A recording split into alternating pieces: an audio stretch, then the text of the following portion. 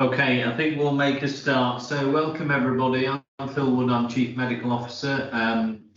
I'm stepping in for Julian today, who's having a well-deserved longer weekend. So really great to be hearing from colleagues at the Surgical Assessment Unit and our acute surgical colleagues giving us their 30-day update on the RPIW work around ultrasound scans. So thanks very much, folks, and over to you to take us through that. Good afternoon, thank you. My name is Aman. I'm one of the consultant surgeons with the EGS department. I was one of the co-process owners for this RPIW, along with Simon Burbage, who is a consultant radiologist. Simon sends his apologies. He could not be here today, owing to his cover not coming through. So this RPIW ran in the second week of June from the 7th to the 11th. We were aiming to look at the ultrasound pathway for the ambulatory clinic, hoping to improve the pathway for our patients here. We had a wide variety of members on the team, including clinical support workers, ward clerks, junior and senior doctors, admin staff, and radiologists. We also had Tony, who is one of our patient liaison partners, whose input was very useful. This was the first virtual RPIW that we ran. So owing to restrictions with distancing rules, we were unable to do it in the normal way. There was concerns about that. We'd actually thought about canceling and postponing, but then decided to go through with it almost on an experimental basis. The workshop actually went very well. The unanimous feeling was that we had good input, good ideas and discussions among the team members.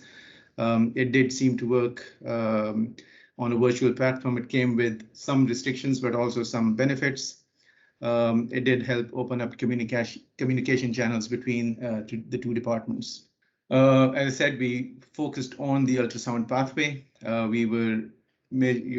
primary focus was patient experience for these. We were focusing on patients that needed urgent expedited investigations, ultrasound investigations, but who were clinically well and suitable for ambulatory care. Our main focus was patient experience. We wanted to improve the communication between the two departments involved, and kind of balance this with optimal usage of the ultrasound slots, which is a limited and a precious resource. Next slide, please. Right. As you can see, our biggest challenge was capturing data, unfortunately. With the restrictions, the workshop itself went very well, but the work after the workshop was difficult.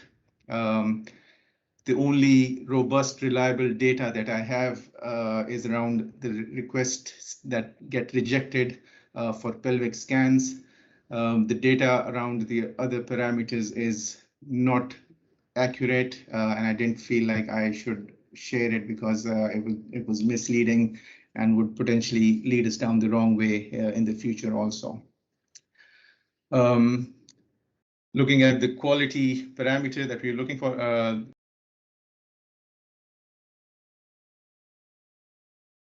that get rejected down to 0. So these are requests for a specific cohort of patients, usually young female patients who are very well otherwise. Previous work by the ultrasound department has shown that ultrasound scan may not always help in the further management of these patients. And we wanted to reduce the number of scan requests that get rejected by offering an alternate pathway for these patients. The number of scan requests has actually come down, but the percentage of scans requests that get rejected is almost the same. This is partly because of an inconsistent use of this alternate pathway. We see it seems that it's mostly the overnight team where these requests are still coming in from, but unfortunately, I don't have the data to conclusively say that. When the alternate pathway has been used, 75% of these patients don't need a scan, and only 25% have been brought back for an ultrasound. So the pathway itself seems to work, but these are only small numbers, and we need more data to be sure. I am slightly concerned that the continued request may point to a dissociation between the criteria that the ultrasound department has and the actual clinical demand for these scans. But again, I think we need more data to say otherwise. Unfortunately, there's not enough data for the other parameters to be shared, and I'll go into reasons why. Right, so for the first 30 days, the barriers that we faced. So this was the first virtual RPIW. As I said, the workshop went very well. All in all, we felt that it was conducted and run very well by the KPO team. Unfortunately, it was only after the workshop that we ran into some trouble. With social distancing restrictions, there was restriction between free movement between departments for team members. We aimed to counteract that by dividing our group into smaller splinter cells, and the idea was that the smaller groups would continue to work in their designated clinical areas without needing to breach into other areas where they don't usually work. And I thought that, and it was thought that they would be able to capture data in their own usual clinical areas. What has happened is that people have unfortunately had to isolate. People have had social bubble bursts with pings, etc. Some individuals have been away on leave, and because of these smaller groups, when those specific individuals weren't in their clinical areas, it meant that data collection did not work. I did think perhaps naively that data collection could go on in addition to the regular clinical duties that people have. It's always difficult to add on work, and I think that probably was also, I think we need more support with data collection itself. Other barriers are around the training on the CRIS system. So the two departments have been using different systems for booking scans. This in the past, this led to double booking on slots and patients not knowing when their scans were. We've tried to eliminate that by training both departments on the same system. We've got majority of our people trained on CRIS, but as from the feedback that I get is they are still not completely comfortable using it. The target for this training to be completed was by the end of this month, so we still have 2 more weeks to go.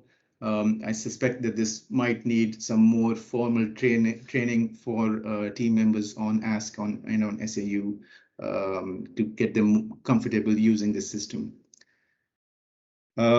We have also, as part of the wider work for STEC, we have been working on creation of virtual wards and a telephone clinic.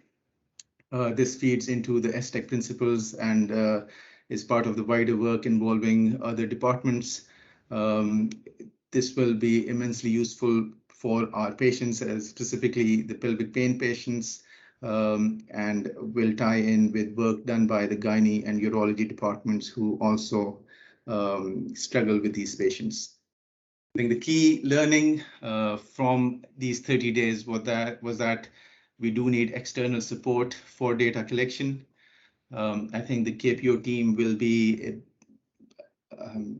I can't think of a superlative, they'll be very, very useful in helping support data collection, which is key for us to see which way we are headed and which way, what changes need to be made to get where we need to be.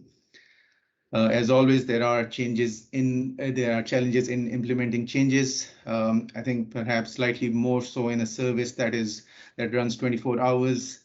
I think most of the problems do arise in the nighttime shifts when there are sick patients to take care of, and perhaps slight staff shortages lead to difficulty in changing what has always been done. We have a newspaper to share. If we can go to the next slide, please. I'll just briefly run through our headings here. So we designed a leaflet with information for the scan to be handed out to the patients. The feedback for this has been very, very positive. Patients have found it very useful. There has been some inconsistency around when these leaflets are handed out. Again, seems to be more common in nighttime.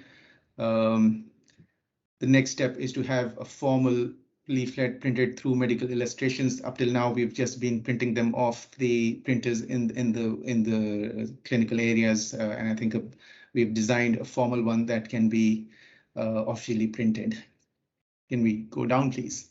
Scans not meeting criteria. Like I said, the use of the alternate pathway has been inconsistent, and it just needs to be fed back to the teams for them to know that there is an alternate pathway for these patients. The virtual ward on PASS will be part of the wider work when hopefully more departments are involved. Like I said, the criteria itself might need changing, but I think we need more data to say either way. With errors occurring with scan booking, as I said, it just needs more training for our team members on ASK and SAU to get them comfortable using CRIS. Next slide, please. Patients, we did have a second pathway for patients who were well, and the idea was that once a consultant has seen them and highlighted them, they can go to the ultrasound department, get their scan, and be discharged from there directly. This was the only thing that would have directly impacted the wait times and the lead times for these patients. Unfortunately, up till now, we've not had any patient that was deemed suitable for this pathway. I think most patients who are well are either discharged home without a scan, or they get a scan requested on a routine outpatient pathway. So the need for this has not really come up in these 30 days. Thank you. I think that's the end. Any questions, please?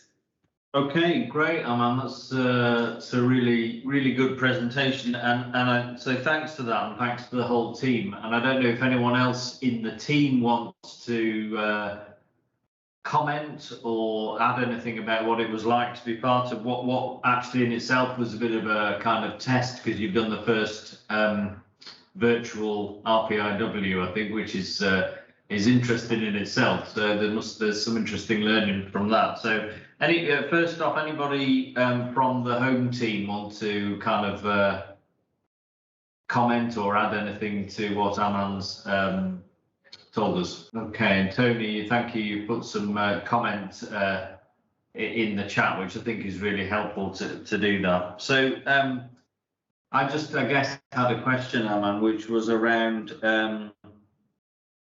the data collection. So clearly what you talked about as one of the biggest challenges was around how do we get the capacity to collect that data? And is that because that's around data that needs that observation to collect it, or we've got the data but it needs pulling out of the systems that we've already got? Which is it? So it's a combination of both. Some of the data is live capture, so it's handing out feedback forms to the patients and collecting them back after their scan. Some of the data was virtual, which is staff surveys on a virtual platform, which we've just not been able to collect.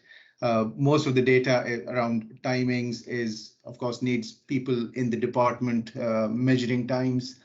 And like I said, when those people were not able to be there, then it just didn't happen.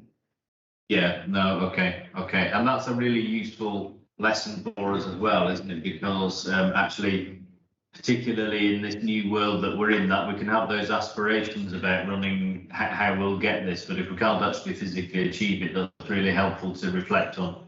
So I've got Tony and then Rachel. Yeah, thank you, Phil. As you've noted, I did put something in the chat, but I just want to sort of amplify that.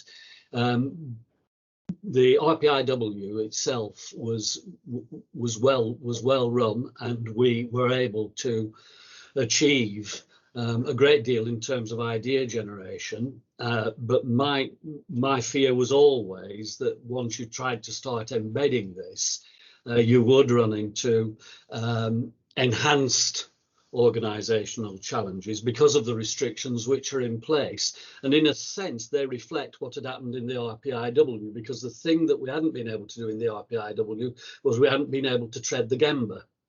You know, we hadn't been able to walk the Gemba.